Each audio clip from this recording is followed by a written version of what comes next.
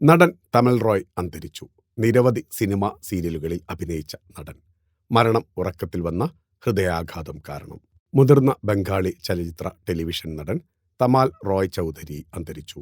March 9 തിങ്കളാഴ്ചയായിരുന്നു മരണം. 80 വയസ്സായിരുന്നു അദ്ദേഹത്തിന്.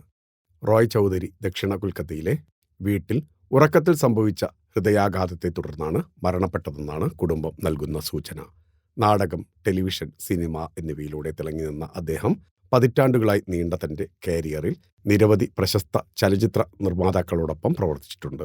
തമാൽ റോയ് കുറച്ചുകാലമായി രോഗബാധിതനായിരുന്നുവെന്നാണ് റിപ്പോർട്ട്. സമീപ വർഷങ്ങളിൽ ആരോഗ്യ പ്രശ്നങ്ങൾ കാരണം അദ്ദേഹം അഭിനയത്തിൽ നിന്ന് വിട്ടുനിൽക്കുകയായിരുന്നു. കൊൽക്കത്തയിലെ ടെക്നീഷ്യൻസ് സ്റ്റുഡിയോയിൽ പൊതുദർശനത്തിന് താരത്തിന്റെ ഭൗതികദേഹം കൊണ്ടുവന്നു.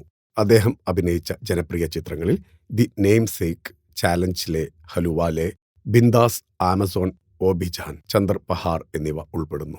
ജാദീശ്വർ, ഗൊരസ്ഥാനെ സബ്ദാൻ തുടങ്ങി പ്രശംസ നേടിയ ചിത്രങ്ങളിലും അദ്ദേഹം ഭാഗമായിരുന്നു. തമൽ റോയ് ചൗധരി അവസാനമായി അഭിനയിച്ചത് സംവിധായകൻ തഥാഗത മുഖർജിയുടെ ഭടവതിയിലാണ്.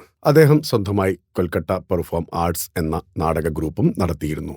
ബംഗാളി ചലച്ചിത്ര മേഖലയിലെ നിരവധി പ്രമുഖ സംവിധായകരോടൊപ്പം പ്രവർത്തിച്ചിട്ടുണ്ട്. ആദരാഞ്ജലികളോടെ ഫിലിം കോട്ട്.